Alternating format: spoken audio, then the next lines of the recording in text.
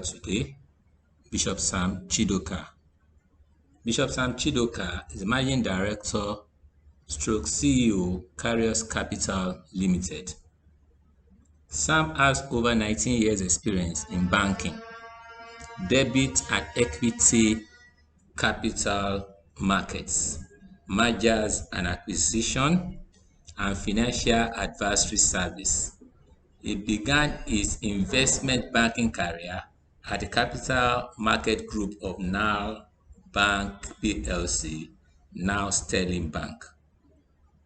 He was a core member of the corporate finance team at Sterling Bank Markets Limited, from where he moved to UBA Global Markets, which later became UBA Capital Markets. He left the UBA Capital to become a pioneer staff and head of corporate finance at Dulonia Marsfield, from where he moved to Planet Capital Limited as an associate director and later director and head corporate finance advisory group. He holds a BSc degree in business management from the University of Nigeria, Enugu campus, 1999, and an MBA finance from the University of Lagos, 2015. He has attended a number of executive courses in Lagos Business School, Chief Executive Program 2015, and IESE Business School, Barcelona, Spain, Advanced Management Program 2015. That's a short biography of our co-host today. And I hand over to him from here so that he can take us through. So I'm going to be reviewing a book written by two guys, but as God will have it, the two of them are also here with us. So I will do what I call just an overview, but I would really like the two of them to be part of it. I'd like to sort of moderate and let them speak in depth as well about the book, instead of just doing a solo review of the book. So like I said, the book is titled In Pursuit. The Pursuit Journeys in African Entrepreneurship. And they wrote this book, you can see the book. They wrote this book simply because the two of them have something unique that is similar. They were both investment bankers, one in the IT space of investment banking, the other one in the corporate finance space of investment banking, both of them working on Wall Street for big investment firms, living in the US. And then at some point in their life, they took the decision to come back to Nigeria. And yes, they did come back to Nigeria. While Chukwuka continued also in the same space of corporate finance, mergers and acquisitions, takeovers, raising debt issues, raising finances for all sorts of infrastructure deals. As a matter of fact, he's responsible for raising finances for some of the very important infrastructure deals that we have even in the country today. Oswald continued in his space of being an IT person, helping to build the most important thing that I remember and for which I used one of the things that he built was the trading floor at UBA Global Markets, which I know that he was responsible. And then when I moved over to Dunlop Merrifield, his company was also responsible for building out and fitting out the place that we had with all the things that we required to function as an investment bank back in, this was 2009, 2010. And then I'm aware of other places that he had built the trading rooms and all of that for other banks in Nigeria and other things that they've gone ahead to do. So they came together to say, let's write our journey of relocating from the US, coming back to Nigeria, setting up businesses, making those businesses thrive and make money today, how we did it, what we did, the lessons we learned about doing business in Nigeria, and then how other people who are thinking about either relocating to Nigeria or entrepreneurship in Nigeria and in Africa as well, how they can learn from our experiences. I'm a firm believer that experience is a very good teacher, but I also believe that it doesn't have to be your experience. You can learn from your experience, which is good, but it's better to learn from other people's experiences. That way you don't have to make the mistakes that they make. So this book is packed with their experiences in running business in an ethical and commendable way in Nigeria, and how people can stand upon the shoulder of what they've done and be able to build their own businesses. All right. Now the book is in 10 chapters, and they've written the book in a unique way in the sense that each person writes a chapter, but it's also it's not boring, it's conversational. So whilst the person is writing and sharing his thoughts, the other person is interjecting as well with comments. And so that adds some level of what I'll call a human touch and human feeling to the book, all right?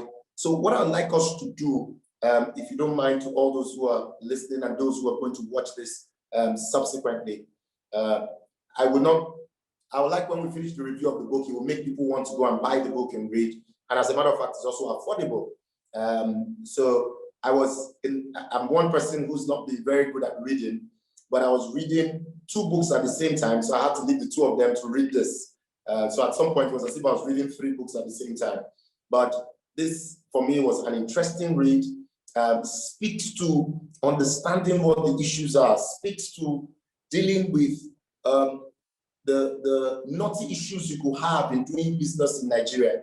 And the truth of the matter is that behind everybody is an entrepreneur. You may be working for somebody today, but if you do not have the entrepreneurial spirit behind the work that you do, behind the desk where you sit, I think that the chances of success becomes limited. So somebody might be watching this or might be here today, and you're wondering, I'm not an entrepreneur and I don't have any plans to be one. Well, I can tell you that you can be in an institution and be an entrepreneur and take charge of what you do, the desk where you function, and still be able to do something good for yourself. So without much ado, I want to receive the authors there. I know I saw them, and I believe they're still here. Osa, how are you? I can't hear you. You're muted, I think. Aha. Yes. How are you doing? Long time. I'm good. Real long time. How have you been? Just listening to you, I can say that for a fact you read the book. you passed the comprehension test that was going to come afterwards. That's cool. That's cool. Welcome. At least you are here. When Chuka joins, then we can. And good enough, you wrote the chapter 1, so it's good that we're starting with you. So again, the book. Can you just give us a background? What apart from the things I've said, is there any other thing that made you want to put your journey in writing? So like I said just now, you did a very good job of giving the synopsis of the book. One of the things that happened, in the process that Chuka and I always tell is that, we wrote the book primarily because we wanted to account for our time. It was right before elections, and we're like, you know what? These jokes, sometimes when you are finished eating pound and yam, they can lead to some things. We're sitting there in my office in VI, and we're like, what are we going to do this election holiday coming? That period that happens after election when they're not picked ministers. Mm-hmm. And we somewhat convinced ourselves to write a book. Now, what's the book going to be about? Generally in Nigeria, when people write books, it's usually in 2 situations, right? Either they have hammered seriously, just too much money, so they have to explain it, or they're now 70, so they want to document. It's now a 70th birthday party giveaway, and it's their book where they're trying to tell the story. We came from the perspective that there are not too many books written by people who are middle-aged, kind of saying, we're still on the journey, this is what's going on, and then check with us, another 30 years. We'll tell you how it sort of, ended from a retirement perspective. But this is kind of the midway. And then one of the key aspects is that, we felt strongly, being that we worked with a lot of young people, we felt strongly that there weren't too many books, and I think you nailed it with the experience bits, right? Learning from other people's experiences. But the problem with doing business in Nigeria and Africa is that the experiences are never really localized, right? So fantastic. Mark Zuckerberg has done a fantastic job. Bill Gates has done a fantastic job. Bezos has done an interesting and fantastic job. But we don't have garages in Nigeria. So you can't really understand their process if it doesn't apply to your day-to-day. Like there's a very funny story. I don't think if he said it in it. I think this is actually in the book, because the story actually affected me big time. There was a guy who had just sold his business for $100 million. And he was saying in the first year of his business, he lived off his credit cards. So I remember sitting to listen to him, because the thing he sold was something I used. It was a tool called Mint. It's like a money manager. So I used it and I always loved it. So when he sold it, I was interested to hear his story, how he developed it, who he sold it to. The minute he said in the first year he lived off his credit card, I closed my laptop. I stopped listening, because I'm like, doing business in Nigeria, we don't really have any credit cards. I can't say I'm going to pay my first year of rent. In fact, they don't pay first year of rent in America. It's first month of rent, month to month. So the environment is very different, right? So it was critical that, okay, look, we've had the exposure, we've had the experience. Let's put some of these things on paper so that young people will understand that this is the pathway, that some of the things that are happening to them, they're not alone, that it is exactly how it is in our environment. This is what you're dealing with. Don't be surprised. And as you're reading the book, you should see some other things that are to come, and you should be prepared for it. So that was pretty much the idea that drove it, that we really wanted young people to understand that it's a process, it takes time, and it takes a number of things, having faith, being passionate and so forth. So that's what kind of led to it. And of course, two friends, Iti Paninyam, decided to write a book. We came up with this format that kind of balanced it out, on the delivery of it. Okay, so let's just try and just go through a bit of the chapters, chapter by chapter, just to get an idea of how the book speaks to it. The first chapter talks about the move back. Now, so my question to you, so in this chapter, you and Chuka talk about what led to your moving back to Nigeria. Now, that's not normal. What happens is that people move from Nigeria to the US, to Canada, even right now, more so. So I can understand when you came back, it was a time of some form of democratic renaissance happening in Nigeria at that time. So I can understand, right? But you still, from reading the book, I get the sense that you and Chuka still believe in Nigeria, and if given the opportunity, you will still move back. Why would you want to come back to Nigeria? Why would anybody want to come back to Nigeria and do business?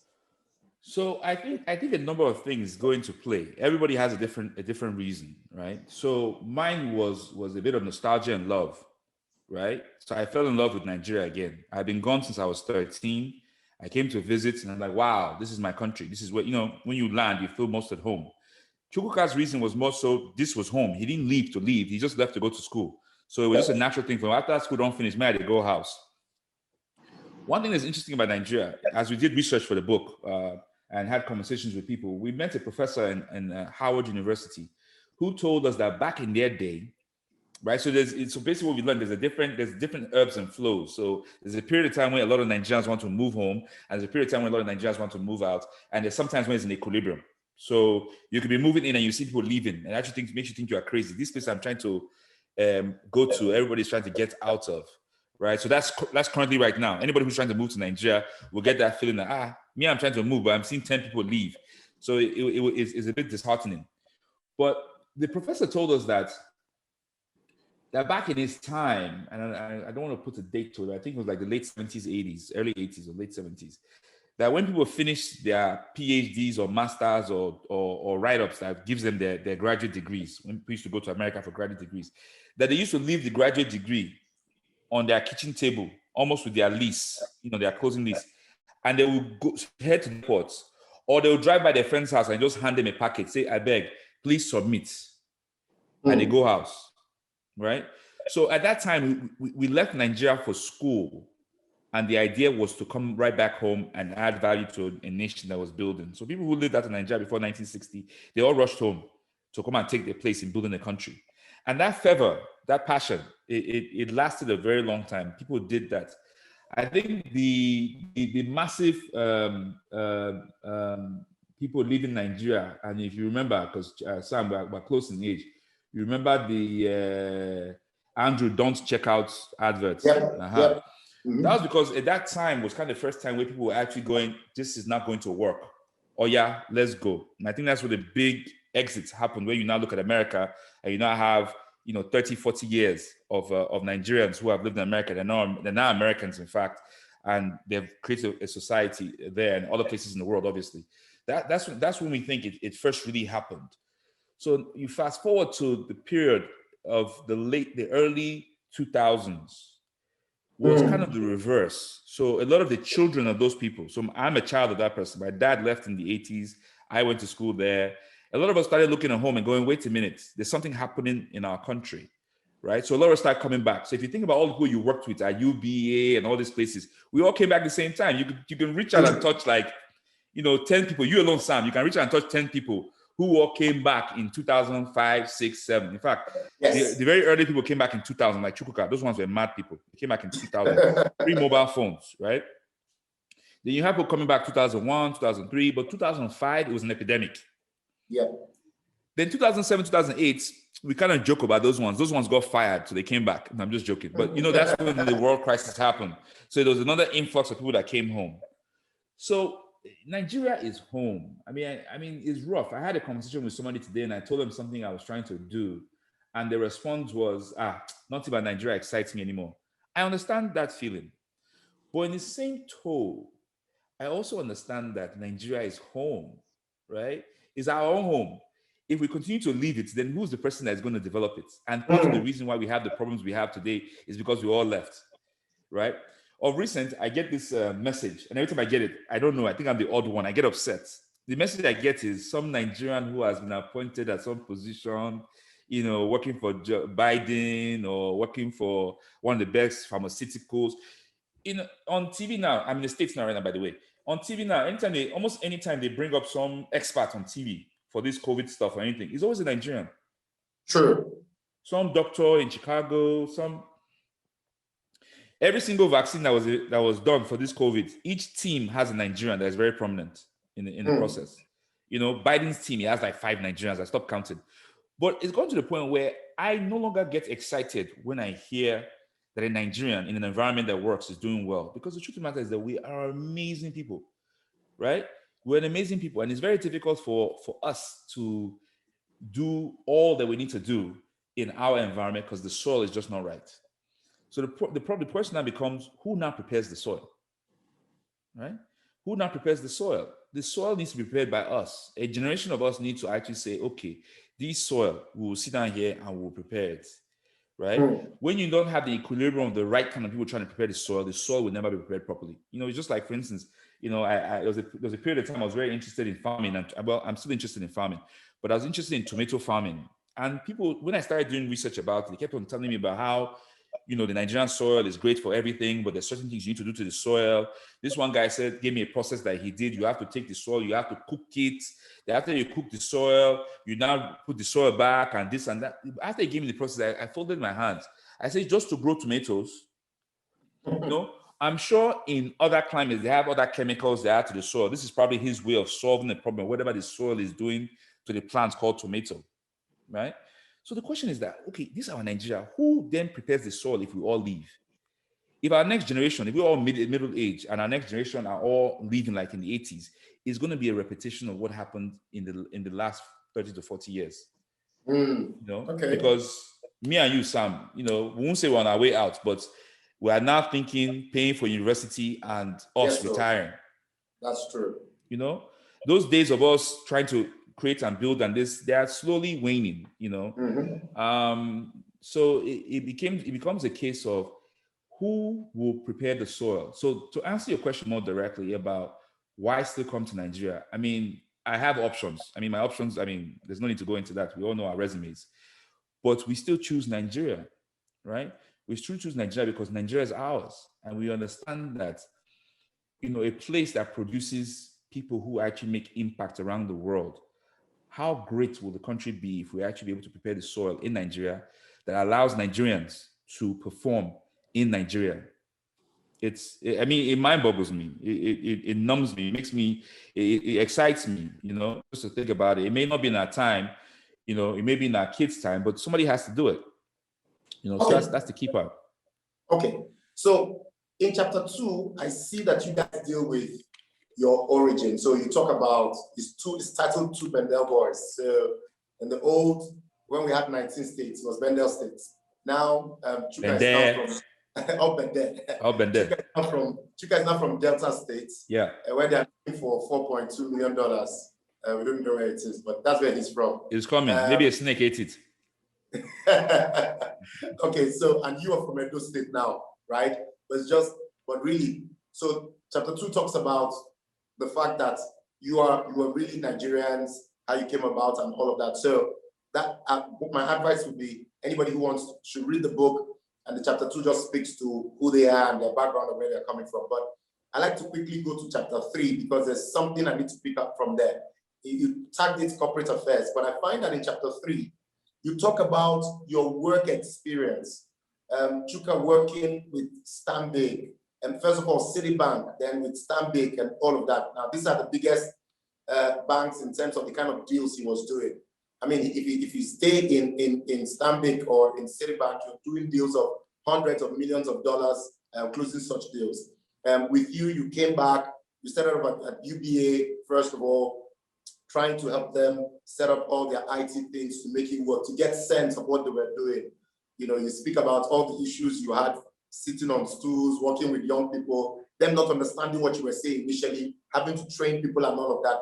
Now, after all that hard work, and I know I was in UBA as well, I know you were getting paid well. I know Chuka, I know what he was doing. I know he was getting paid well. I know he was getting good bonuses. How do you leave such jobs and decide to become entrepreneurs? Why in God's earth? Yeah, see, you phrased the question, why in God's earth, right? It's I think what I would do, I would take one step back into chapter 2 real quick. So the reason why chapter 2 was done is because identity is very important, right? Who you are is very important. Like I tell people, I am a Benin man, you have to know who you are, right? And that thing is important in how you make decisions. Like, Sam, you don't have to go around saying you're a bishop, but that statement, when you say you're a bishop, people know what to expect. People now know, even before you enter the room, people now know what you expect. You understand?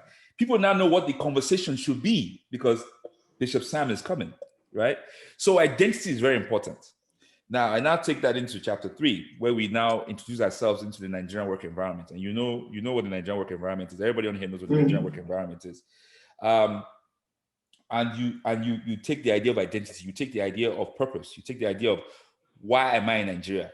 I think even in chapter 3, you see, I get my own temptation after fasting, right?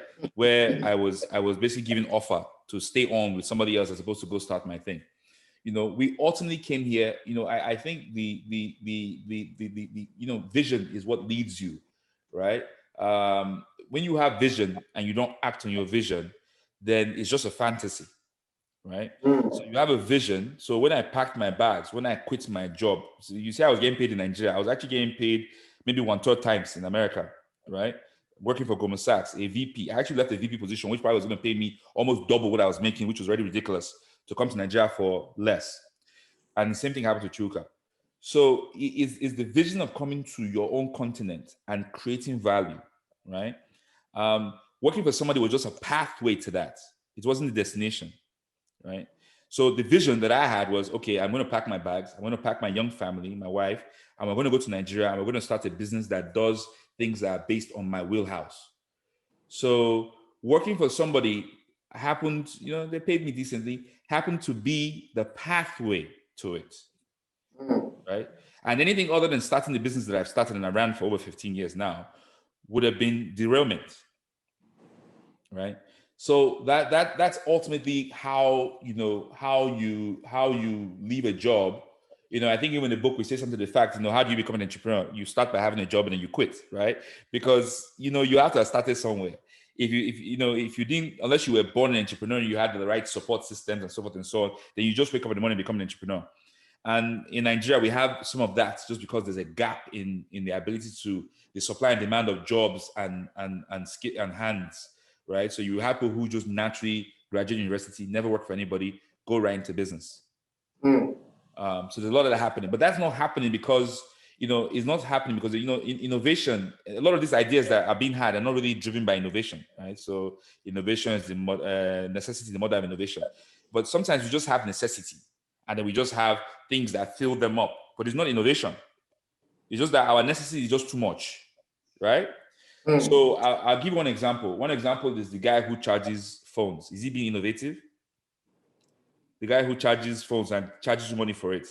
In Houston recently, when they had their power issue, that whole Texas power issue with snow and everything, somebody brought out a generator and started charging phones and charging $2 per full charge, $2 or $3 per full charge. So it just shows you in the human, in the human beings, it's just a requirement. You need your phone's charged. Phone being charged now become a basic human requirement like heat, food, phone charge.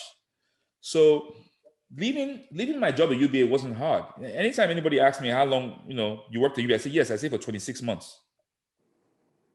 Because I was literally counting it.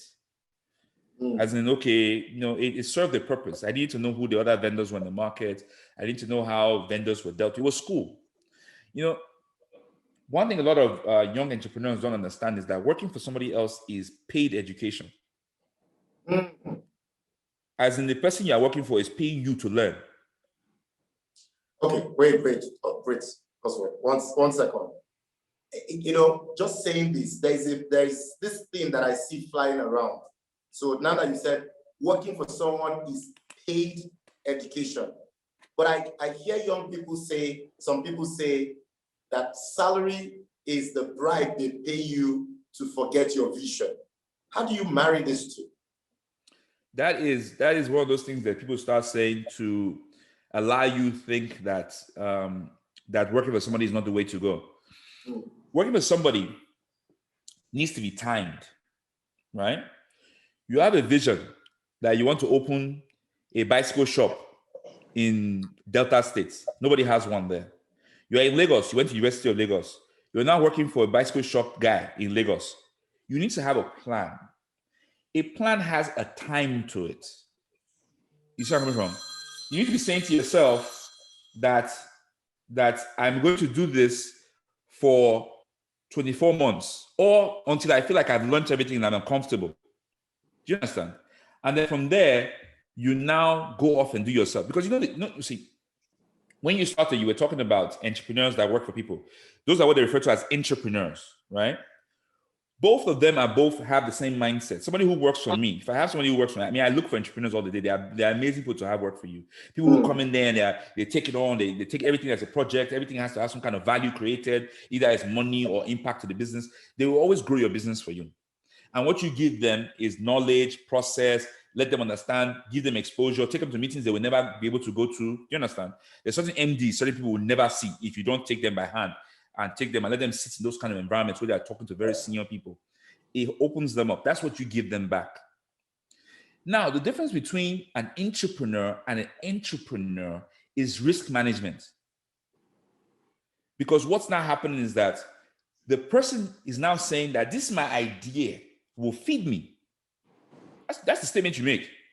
When you walk out that door and say, I'm going to go do my bicycle shop in Delta, I'm no longer going to collect this salary from the bicycle shop owner in Lagos, you are making a statement to your family and the world that this your idea will feed us. So let's go. That's the risk management. Until people walk out that door, they have not started their entrepreneurship journey. They're still just learning, which the learning part is important and critical, right? So when people say a salary is what your bribe, it only applies when you have overstayed. When you have gotten drunk on just being when you have a vision. It's not when you don't have one. If you don't have something you're supposed to be doing, then just work here and collect your salary and feed your family. But you have a vision. Like I said, a vision, if you don't act on that vision, it's just a fantasy. You are sitting here collecting salary at UBA, dreaming about fintech. I'm going to do a fintech one day that is going to cover all over Africa. And what's going to make it different is that we use blue something to do something. And you have a whole paper written on it. And you're just sitting in your house and you don't do anything with it. Then as you're doing that, flutter wave happens. Haystack happens. The other one happens. The other one happens. And you're still in your house. It's more so that you have a fantasy than you have a vision. True that. Yeah. So then, so sometimes people use cause and effect wrong. So it's not that the salary is what is preventing you from going outside. It's your fear and the fact that you're really sitting on the fantasy that is preventing you from going outside. And the salary makes it okay. Okay. Super. So if the salary goes away all of a sudden, let's say the salary comes from under you like a rug, what would you now do? You will now go and chase your idea or look for another salary to be like your blanket. True. True that. But there'll be many entrepreneurs born from being fired. True. That's true. That's true. All right. So that's with the first three chapters. From chapter four talks about walking away, which you've sort of dealt with a bit. You know, how it was for you. I think that's where Chukwuka mentioned the fact that he worked away a few days to his bonus pay was when he left his job. You also talked about when trying to leave your job and getting something that was much better from the South African company that wanted to come to Nigeria and all of that. But one thing that I note that you talk about in that chapter is that you mentioned the fact that you ran it by your wife and she said to you, that was not the dream. The dream was to come here and build something. Why waste time? Let's start it now. So that speaks to, I won't call it mentorship. I'll call it advisors, right? What would you say is the place of people that you can run things to through, talk to about, you know, because I think that the life of an entrepreneur can be lonely, actually. So to what extent do you need people in making that decision, whether it's a walking away decision or a branching out decision? What would you say about that? Okay, so I will answer that this way. I will try to keep it at the wife thing because I think in later chapters we're going to touch on advisors and mentors and the like. Yes. So I'll try to keep it at the wife thing. And then also I would say that, okay, let me keep it at the wife thing. So I remember sitting in front of a client once, and the client, I don't know, you know, this starting your own business is a very much a lonely thing. But not only is it a lonely thing, it can knock you off your ledge, because when you are now in a business where you're now chasing people and asking people for projects, and you know you're almost begging people for stuff, you're no longer that big oga. Do you understand? I mean, if you already started going further up in your career chain, and then you go and start a business, it can be a bit unbalancing, because now you are now going from, you know, everybody saying yes sir, yes sir, to you now saying yes sir to people who, in some instances, if you were in the organization with them, they won't be on the same level with you. So I had a meeting one time, one guy, it was a very weird meeting. It was about something that wasn't going well. So I was explaining it. And the guy said to me that, he said to me, this is what he said. I'm trying to phrase it properly, but there's no need to try to phrase it better than how he said it. He said to me, I don't understand. So I looked, I said, what don't you understand? He said, I don't understand why these people are not yelling at you. I say, yelling at me? For what? Why would they be yelling at me? He meant they should be more aggressive with me and yelling and pointing fingers and calling me names because the thing wasn't going right. And the funny part about why the thing wasn't going right, it was also their fault, but that's a different story. He's like, I don't understand. So I said to him, I said, this way it goes about the whole identity thing. I said, Mio, I don't really allow people to yell at me. You know, see, look, I told him the story. I said, look, I'm married to a very understanding woman. If I brought one loaf of bread home as what we have made for the year, and I said to my wife, darling, this is all I brought to, my wife would say to me, how do you want it? Do you want it toasted? Do you want it plain? Do you want butter? Oh, we don't have butter. How do you want it? Now, that position did not come because God gave me Eve. It came from the fact that I partnered with her. Remember, she's the one that said she start this thing. Yep. So that's where a lot of us miss it. She's the one that gave the instruction. When I say the other offer was better, I mean it was better. I was going to be very, very comfortable, you know. So she's the one that said, turn down that offer and start this thing we came to start. So she partnered with me. So there's something very important about the women in your life partnering with you, praying for you on the endeavor that you're trying to do. Because what we find a lot of times, and I always ask that question every time somebody comes to me for mentoring, you know, I just ask, who's praying for you? Is your mother praying for you? Is your wife praying for you? Is your sisters praying for you? Is your staff's wife and mother praying for you? You know, you have to think about it. You can simply create a prayer cycle just by partnering with your mother, partnering with your wife, being good to your staff, treating them well. And all of a sudden you have 50 people praying for you. You know, so that's sort of what that, you know, because the funny thing about this book is that as we read it, even when I read it again or look at it again or go through some chapters, the funny thing is I learned from it as well. I'm reading and going, wait a minute, this is my story, but here's a new meaning that I never really thought about. So that's what I'm kind of throwing out there.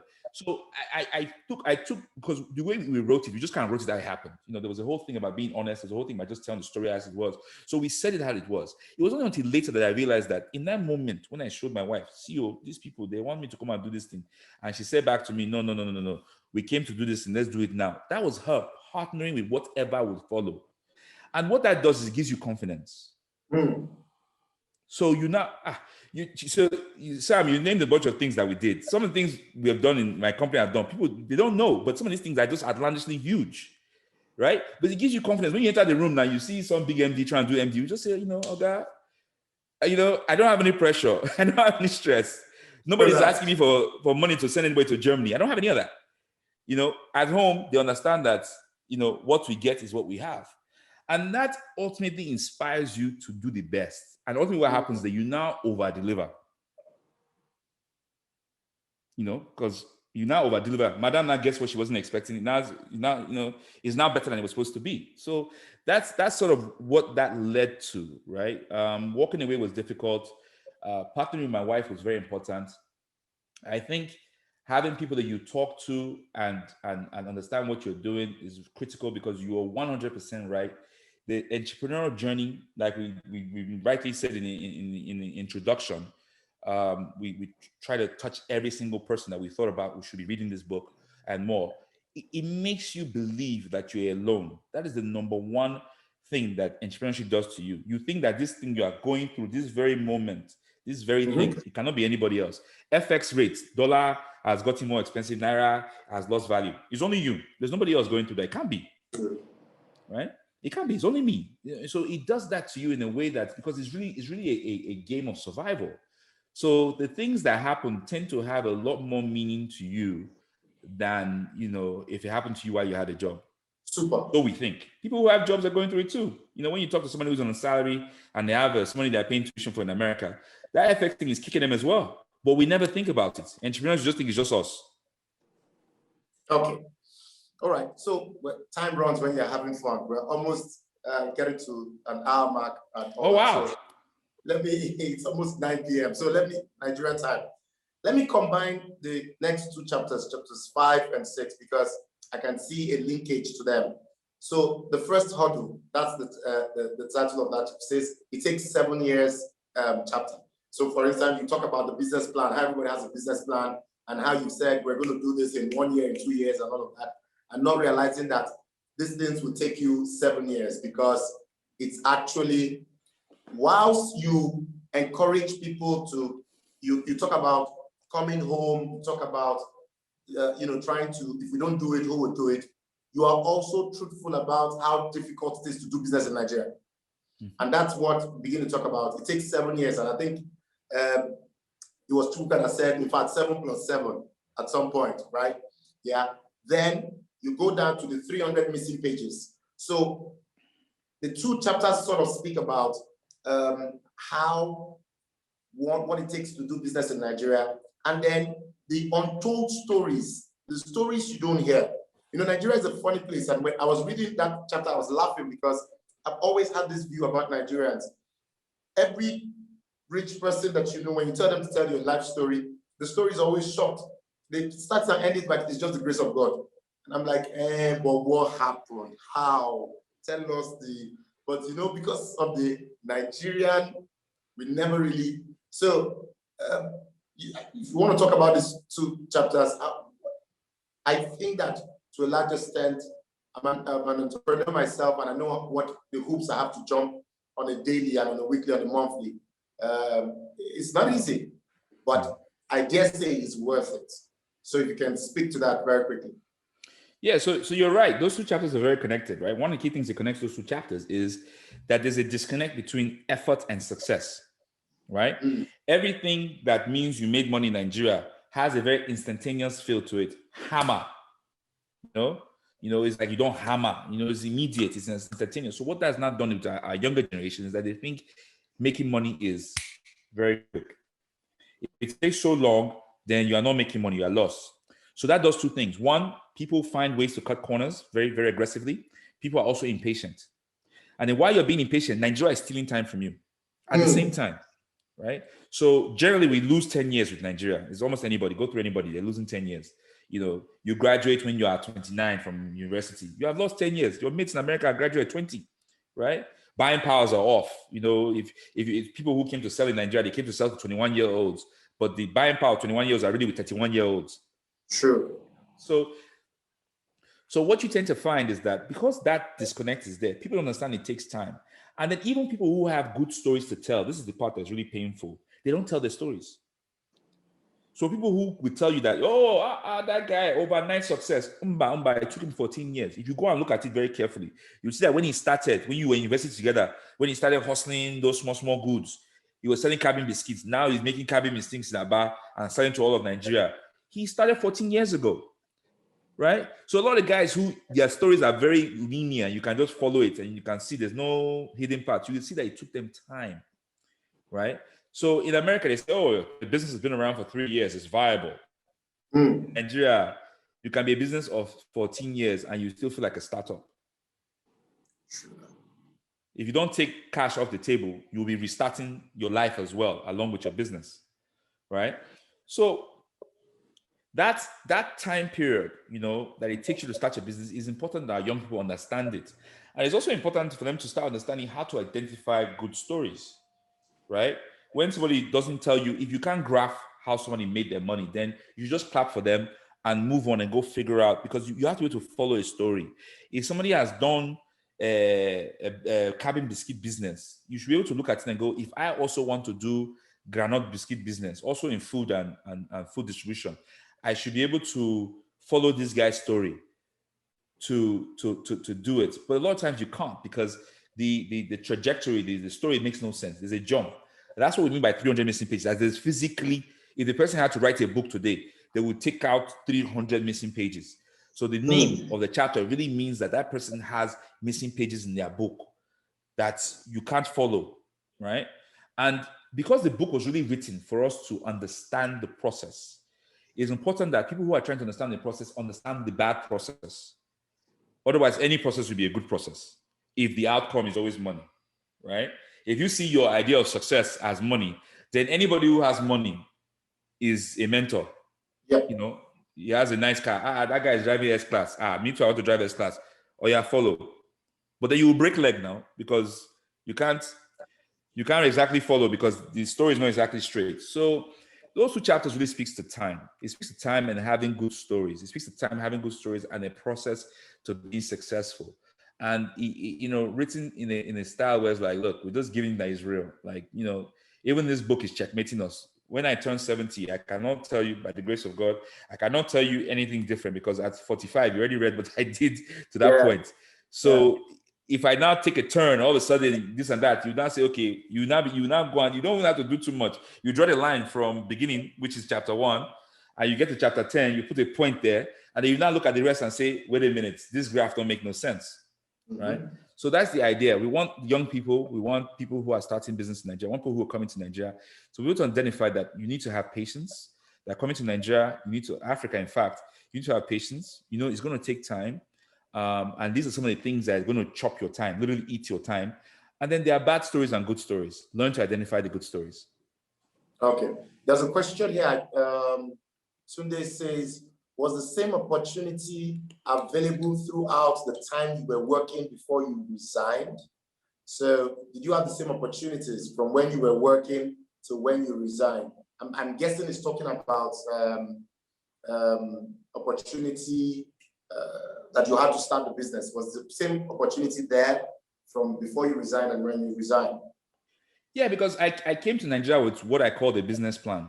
Working in my school, which was University of UBA, was to refine my business plan, right? I knew what I came to do is what I came to do. And there's several approaches. I mean, anybody who knew me at UBA knew that, it's one of those things where you're very, you're a sexy hire, if you know how Tony works. So there's a given period of time where it was my signature than Tony. Do you understand? So at that given time, I could have started my business now. I could have been signing to myself, right? And go and set up a company outside and just be giving myself projects and then walk into a company that's already making millions from UBA, Abby. But then that's when it goes back to the whole identity thing. So opportunities existed throughout the entire time that I worked there. But I was there more so to learn how Nigeria operated as opposed to start my business while I worked for somebody else. But that's even if you don't give yourself business, but the fact that you're starting the business and doing the business while you work for somebody else is robbing them of time, right? Super. Yeah. Okay. So ultimately, my business started the day I walked out the door. So there was actually no contracts waiting. It was literally just, I quit. I went and carried my box, started looking for business. It's not how everybody does it. It's probably more risky, but that's what I did, and it worked for me. Yeah, I need to come and see that bag, the roll-on bag that you talked about. It's in my about. office. I'll show it to you. It's in Lagos. Yeah, I need to come and see it. So when you're back, I'll come around and say it, all right. So the next chapter you talk about, so you think you can dance. My summation of that chapter is to talk about adversity and integrity. That's my summation. You will face adversity, but you need to stay the course. Chuka tells an interesting story, I think it's in this chapter, where he tells the story where he was supposed to go and see somebody and they wanted him to even perform some other duties. Duties to get other money. duties. Other duties, yeah. So, I mean, talk to us about that. So I think and dance basically speaks to, if you are going to do this thing, then you're going to have to learn to do the two-step, right? So if you notice through that chapter, we talk about dance in different ways, in synchronization, in partnership. This chapter actually talks about partnership more, in synchronization, partnership. How do you sync up with the market? Some people say, this thing's not working, this thing's not working. And a lot of times when they tell the story, you can hear that they're not really understanding their market. They're not understanding that they were supposed to wake up at 8 a.m., not 9:30.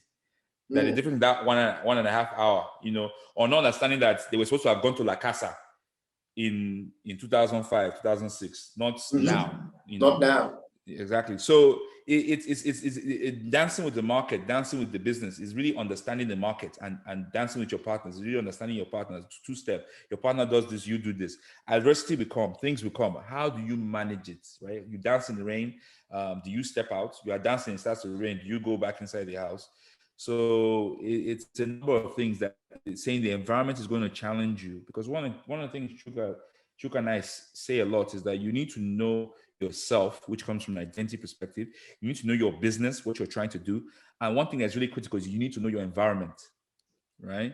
You need to know your environment to ensure that you are deploying the right skill sets to be able to surmount the issues that will come in your environment. I mean, like I tell you, UBA, those 26 months were fantastic.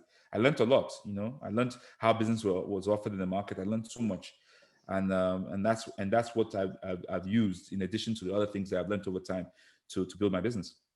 Wow, super. I mean, for me as well, I can relate to it. So I started off working in banks, doing investment banking in banks. So now bank, we became Sterling Bank, came to UBA. Then from UBA, we left to go and start DLM that you know about. Now you see that period when we were going to DLM, I remember someone asking me, why do you want to leave certainty for uncertainty? And I said, well, there is something to learn in each case. So we went to DLM. When I left DLM, I went to another startup Yep. So between DLM and that startup, I spent 8 years starting 2 businesses. Yeah. I wasn't the owner of the businesses, but I started 2 businesses for 2 different people, right? Yeah. Now, when I left that place in 2018 to start my own business, you were ready. I was ready. It was a walk in the park. I had done it. I'd done it for other people. Yeah. If I had gone from a big bank to starting, I would still have some teething problems. Yep. But I saw those things play out at those 2 places where we started as a small firm and started to grow. So 2.5 years after, I can relate. There are some hoops I would have been jumping today that I've jumped already based on that experience. So I can relate to that. The next chapter talks about the North Star. And I think that's where Chuka talks about some uncle helping out and all of that. And then goes further, the chapter goes further again to talk about even if you write the North Star, you need sustainability, you need succession planning, you need to have, as an entrepreneur, you need to start thinking about that. But I find that this is one place where we're not very good as Nigerians. You find, I can mention many businesses, especially even from the Southeast, people who had big businesses. Happens to the best of us. I know, don't worry, happens to the best of us. I know. So people have big businesses, but never thought about succession planning and all of that and all that. What do you have to say to all that? So one of the things about the book that you will pick up is that it's almost like sometimes we're talking about 3 different things at the same time. Right? So in a North Star, I think we talk about, oh goodness. So it's like on the top layer, when we say North Star, we want you to picture yourself in a baby crib and you have the baby mobile above you and you have those different toys. Right? And those toys were selected. I mean, as a parent, if you see a toy there, like I'm sure Nigerians, if we are superstitious, we see something that looks like we don't like, we remove it and put something else. That's exactly how you manage your North Stars. Your North Stars are people who you put ahead of you and above you, and you say, for family life, I like this auntie and guy in their family. This uncle and madam, how they love each other. That's what I want to do, right? For raising children, that my one cousin, the way he plays with his children. Matter of fact, he plays football with his children every Saturday. I aspire to be like him. For business, that my former boss, he started that company. So you now put together this constellation that helps guide you to your idea of success in life and in business, right? So it doesn't mean they're not like mentors. You don't have to interact with them. Some of them you may have personal relationships with, but it's not necessarily that. It's like even for football, how you dribble, you say, I like this one football player. You put in there too now. This is your North Star for dribbling, you know? And for other silly things that we can mention. But as you get older, you start to trim. Some people, you outgrow them, right? And we don't understand that happens. So you outgrow some people. You start saying, this guy does not make sense. You outgrow him. You trim him off, put him to the side, find a new one. Remember, you're charting your way. You don't hold on to positions on the geo map that you have passed. You let it go and you find new ones because you are charting your way somewhere. So you keep adding new people to your constellation that leads you to your idea of success. Everybody's idea of success is different. It should be unique. Mine is very unique. Me and Chuka were very good friends. Our idea of success are quite different, and I plan to enjoy his own. He plans to enjoy my own. Very different. We're not competing, you know? So if you trim and position your North Stars properly, it will take you to where your idea of success is. That's the idea. But you keep trimming them. You remove people, add people, remove people, add people. It's not a yearly thing. It's when that time comes that you do that. Then ultimately, you know, one of the stories we tell is that there's a guy who has done succession planning very well. I don't even know the guy, but having heard the story from Chuka, that's now my idea in my head. He's now a North Star to me on what I intend to do for my kids. So every now and then I'm telling my wife, like, hi, I would love to get some, after I get school fees money complete, I would like to start doing something like putting some money in different trust funds to trap them down the road. Like my child will turn 40, all of a sudden, from a lawyer say, your dad left you 50K, come and collect. You know, just a nice surprise. Maybe I'll be gone by then. No, 40. I mean, I hope I'm not gone by then. But you get my point. you know, maybe when they turn 60, there'll be 70, there'll be one birthday money that will just open. You know, your father left you 50K to do 70th birthday party. You know what I'm saying? So it's ultimately, because I mean, what tends to happen is you have all these people, you are 90, you are still trying to make money, you are sitting on the money. what are you doing? Meanwhile, your kids are struggling. It doesn't make sense to me, right?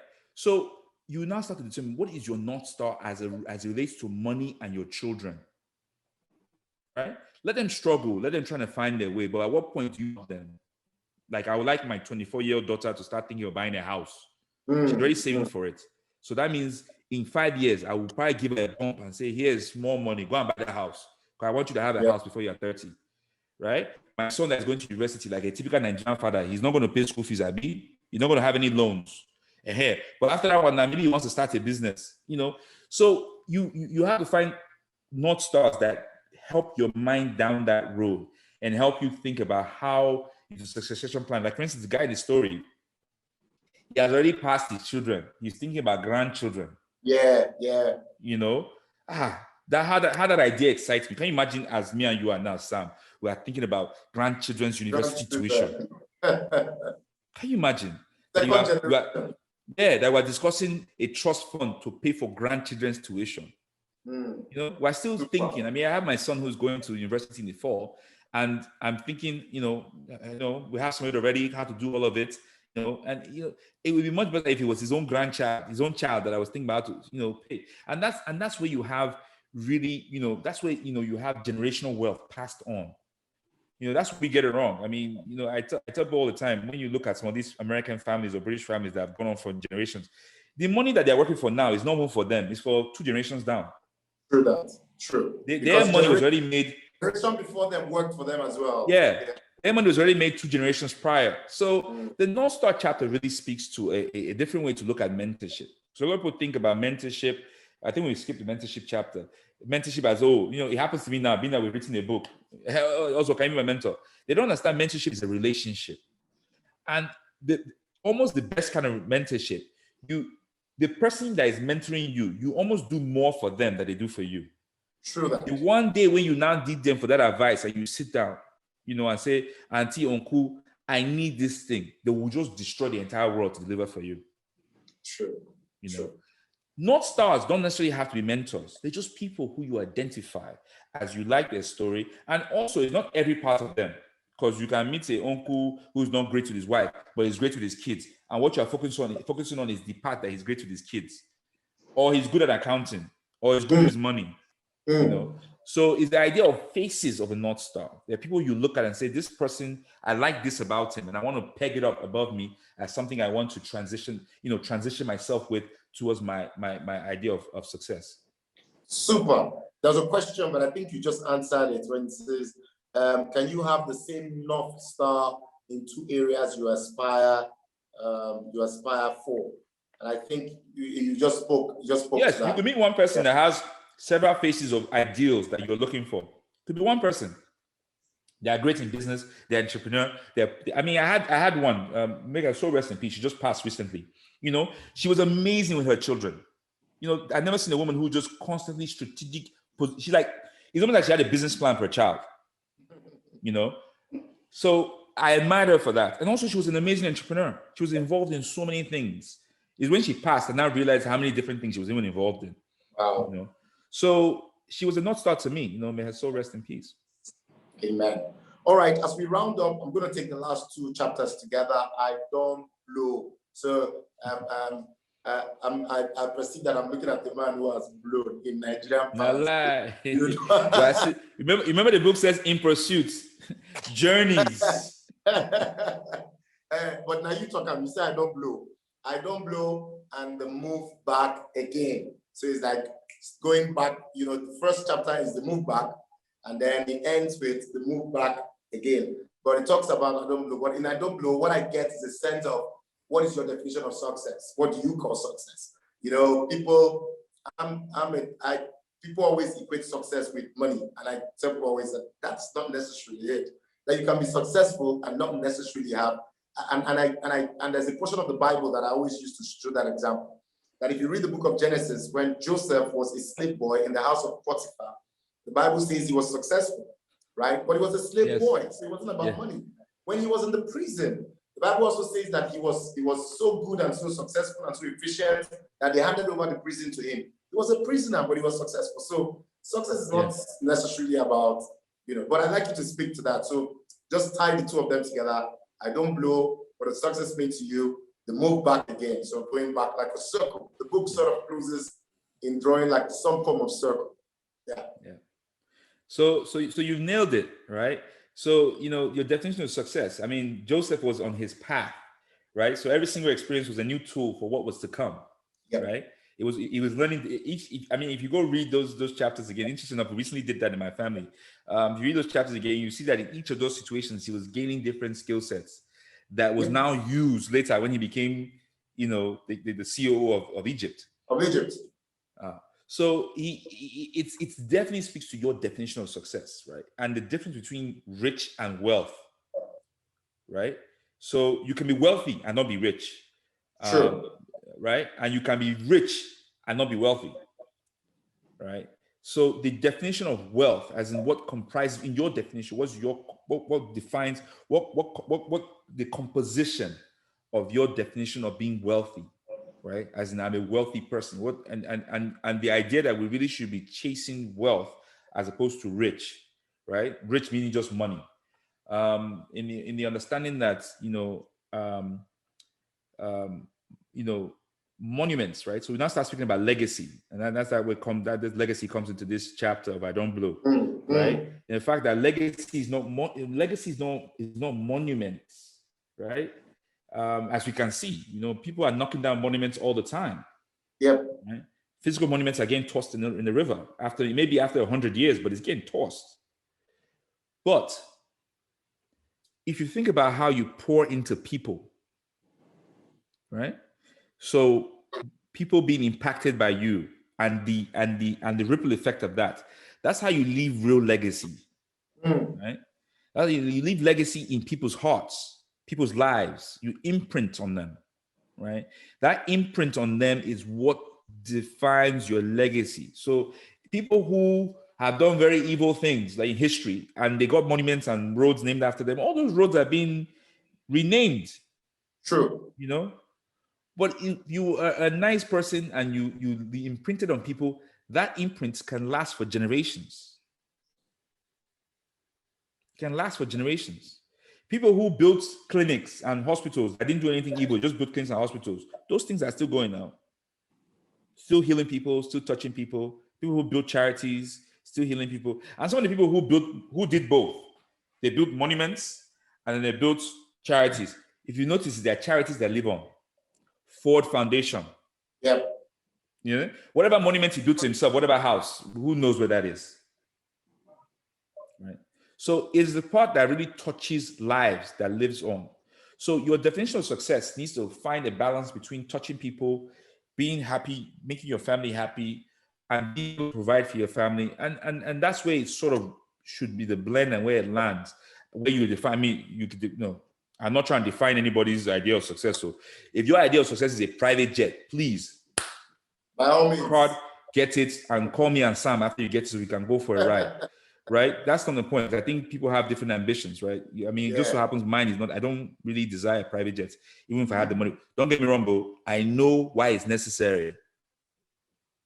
You know what I'm saying? So I'm not saying I would never enter one or never hire one, but I just don't have a desire to own one, right? So everybody's idea of success is very different. It's very unique. I think that understanding that creating value is what is important. In the desire and the drive to create value, you will never go hungry. I say that with such fervor because that's my story. It's worked for me.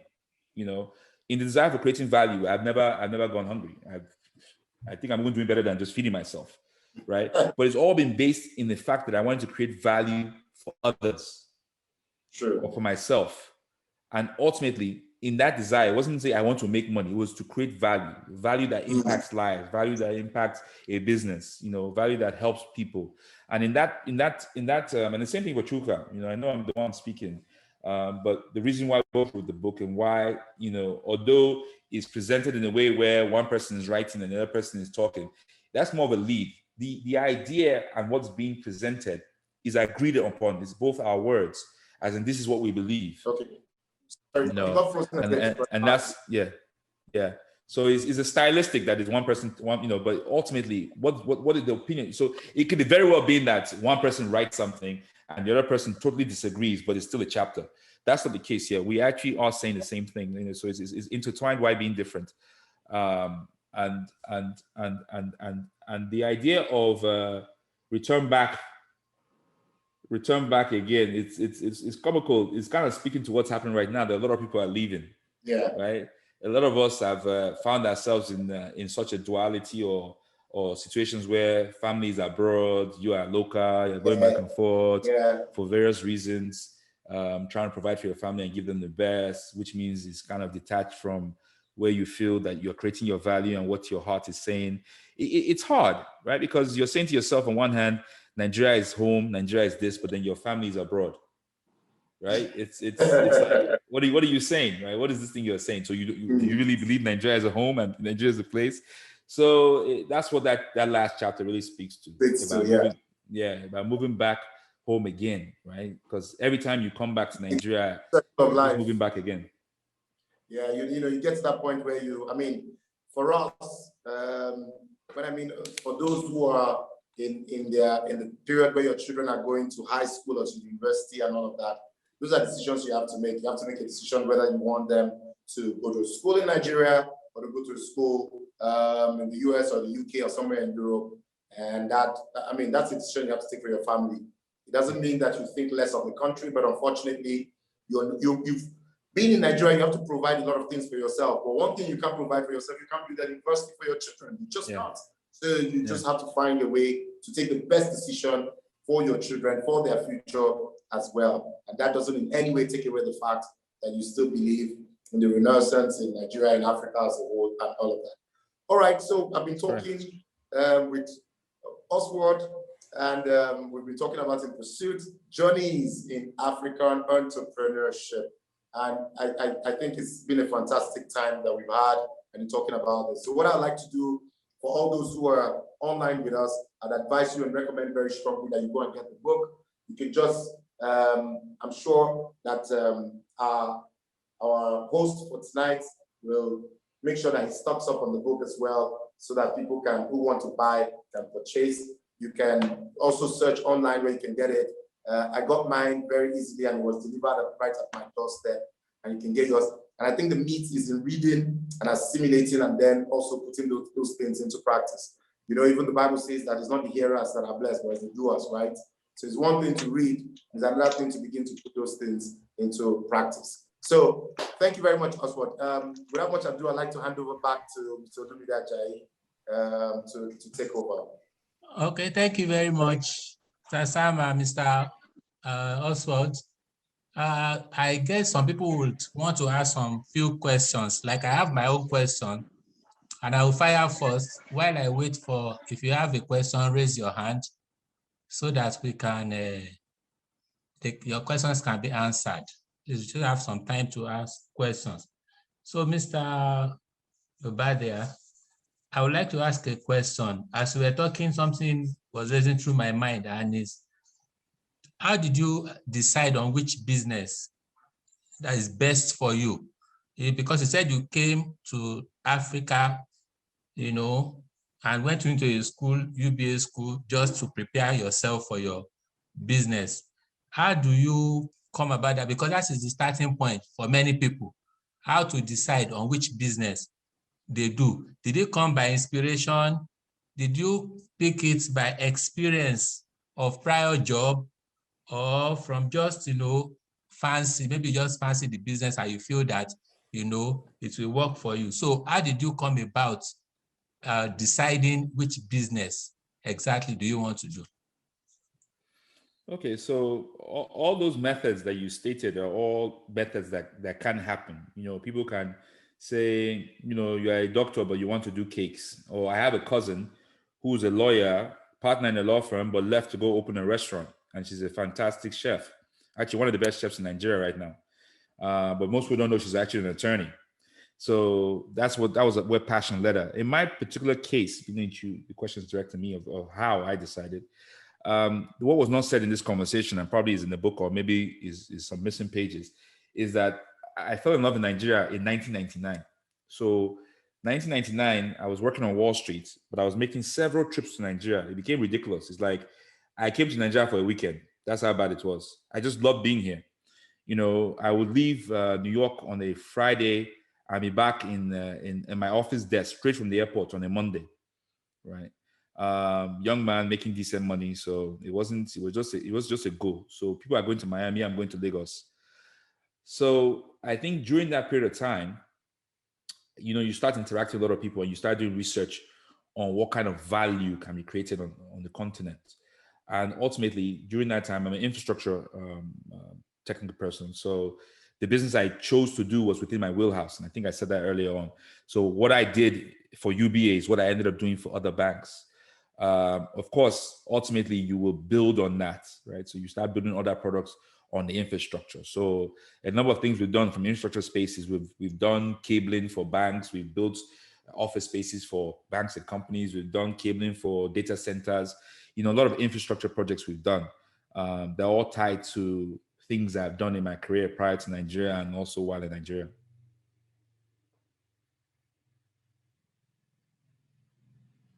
Okay, understand that. Yeah. Do we have any? I don't have any hands up, so I should assume that there is no other question. No, there is question. There's a question from here. Okay, let's go. My name is Abraham. Sorry, somebody's talking. Mr. Abraham, you can go on. Pastor Abraham, you can go on. Then afterwards. All right. Mr. Kubadia, thank you for taking us through your life experience. I think I gained a lot. But the few questions I have, what is your advice in the present situation that Nigeria is facing now? What is your advice for younger generation, maybe who are there in diaspora, or younger generations that are here, that have acquired maybe first, second degree? Because looking at the situation, at that time, if I arrange it chronologically, one guy said maybe you or one of the authors was in the National Bank and you were in UBA. I think chronologically that should be around 2000, 2003 or thereabout. When the banks was failing, you guys were already big boys before you move out. And when you got there, after your additional degrees, you are still a big boy because you got good jobs. You are big boys too. Then what really prompted you?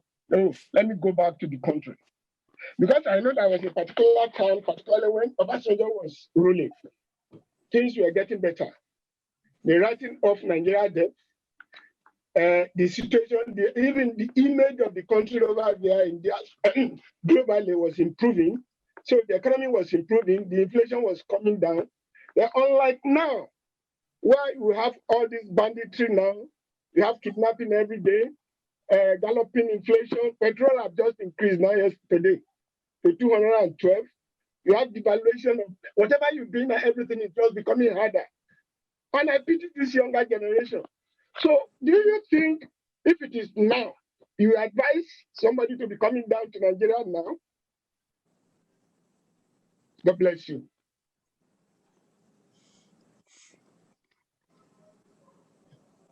Hello? God bless you too, Brother Abraham. Sorry, I was on mute. This mute thing is like an old man's test. You forget, you start talking. So I heard your question. Yes, I heard your question. Good. So I will answer your question and start with this.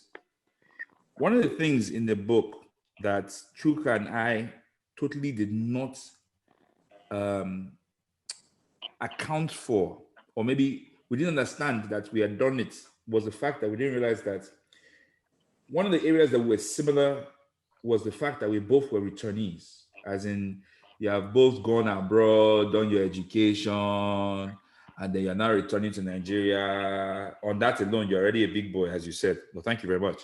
Done a good job. Thank you very much.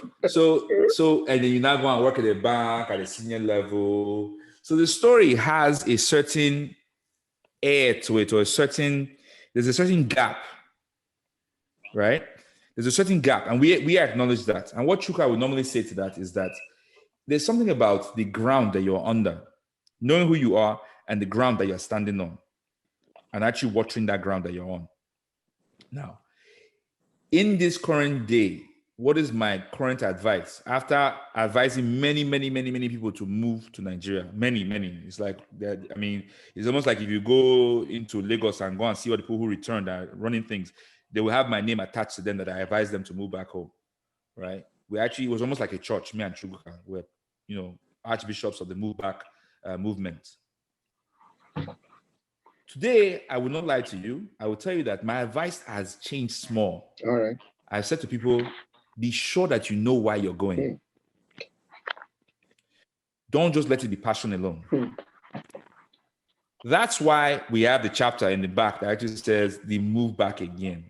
There's a kind of a joke in the sense that every time you are going to Nigeria, like right now, I just came to the States for a week and I'm coming back. Even this tomorrow when I travel, it's almost like, are you sure? And I'm the so-called big boy. But me, I actually go, Chai, I don't know this thing. Are you sure? Once I enter that plane and go to, you enter that airport, then you reach home, maybe the water won't be running. So the issues, the issues cannot be totally surmounted with money.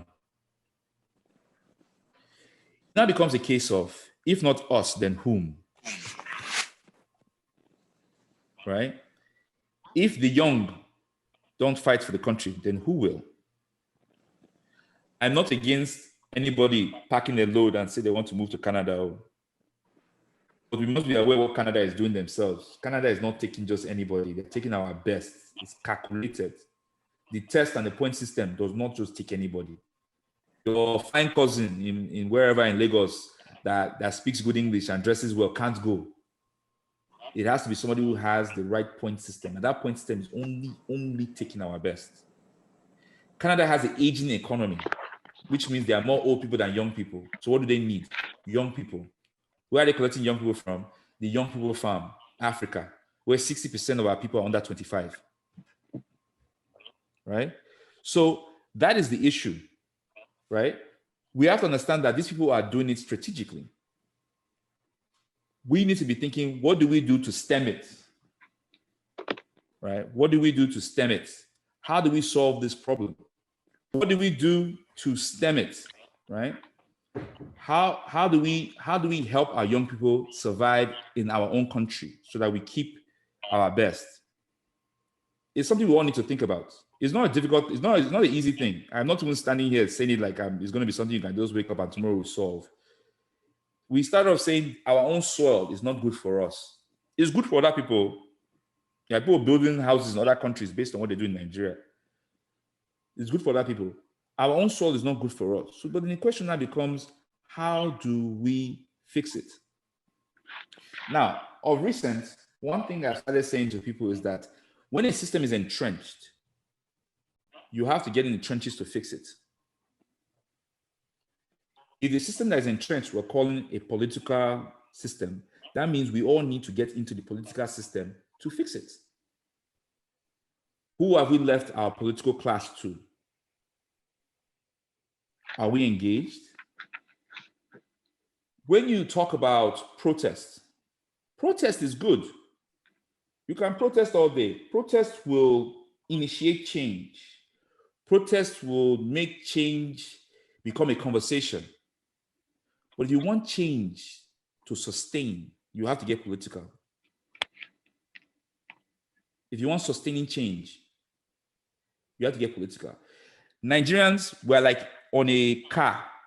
The driver, we don't even know he's driving, and the car is just going yaga, yaga, yaga, yaga, yaga. And we're saying this ride is really bad, but nobody wants to step to the front of the car to see who's driving it so we can all be driving it. Once again, I'm not saying any of this is easy. It's not. It's a very difficult thing to do. But I don't hear more conversation around how do we become political. I hear more conversations around, even if you think about the recent Edo State election, if you talk to people, most people who talked about it, they spoke about it in the same terms as politics has always been. In fact, it's almost like if you think people's words, which people's words do, have power, the power of those words weren't positive. It was more so around, it's not possible. Who does this man think he is? You have this guy from Lagos, this guy from Kano, and this guy from here, all coming together to make these people win. Of course they will win. You know, people quit their jobs thinking that Governor Bassey was going to lose. If anybody was involved in that whole campaign, you will see that it wasn't a regular campaign. There was some brain work that happened there, which means that the brain class people among us can actually get involved in politics and make some things happen. It was an indication of things can be different. Oh, thank you. It's an indication of trying to find that balance. Okay. Okay. Mr. Ademoye, do you have the last question? Okay. The second question is that about the spouse, you know, sometimes the decision of your spouse, or okay, the area of thinking of your spouse can be more sentimental than, you know, you are the one that is working in the bank. Now, if you went to your spouse and she said, remembered what we agreed on. Yeah, the remember what you agree on might not actually be working as at the time you said it, because you are the one working there. Her thinking might at that time be sentimental. How do you judge whether it is sentimental or still original, taking into consideration that you are the one that is facing the fire at the office? I know where you're coming from. So ultimately, you have to know who you married. So the person you married, what is their qualification to give advice on that subject, right? And certain things may be sentimental, but it is the truth, right? So my wife's comment actually came from a sentimental place. And I'll explain this way. I uprooted her from a place of comfort and brought her to a place that wasn't so comfortable because I came to start a business, right? So anything other than starting a business devalues the uprooting. But it was the right decision to go ahead and start the business because that other job would have been derailment. So it's a case that you have to know the person that you married, right? So not all sentimental feedback. I mean, some sentimental feedback that women have given their husband over the years have saved their husbands. Even the darling staying home one night has saved many a man. So it's really about knowing the person you marry. It comes down to the identity of the woman. Who is she? What's her background? What has she done? Is she religious? Is she not religious? Is she, a professional? Is she not a professional? You cannot say I work in a bank and I have this complicated bank transaction and I go and take it to my wife, and my wife is a market woman. She may have some sense for entrepreneurship, but she may not understand the complexity of a treasury transaction. So it comes down to who the person is. Okay, thank you. Bishop, hello. Bishop, say there. I'm very much here. Okay, thank you very much. I hope it's a good place to stop. Yes. Okay, thank you very much for coming and for bringing Mr. Gubadia.